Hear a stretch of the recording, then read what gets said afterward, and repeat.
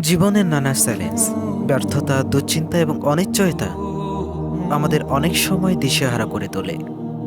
কিন্তু যদি এগুলো আল্লাহর এক মহা পরিকল্পনার অংশ হয়, হয়তো এই কঠিন মুহূর্তগুলো আপনাকে ভেঙে দেওয়ার জন্য নয়, বরং ভবিষ্যতের জন্য প্রস্তুত করার জন্য। পবিত্র কোরআনুল কারিমে আল্লাহ সুবহানাল্লাহু তাআলা বলেছেন, নিশ্চয়ই কষ্টের সঙ্গে স্বস্তি রয়েছে।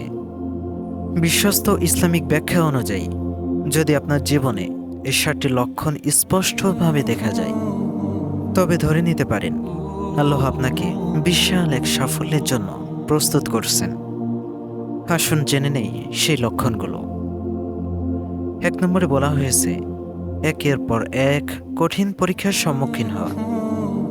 অনেক সময় আমাদের জীবনে বিপদ একটার পর একটা আসে।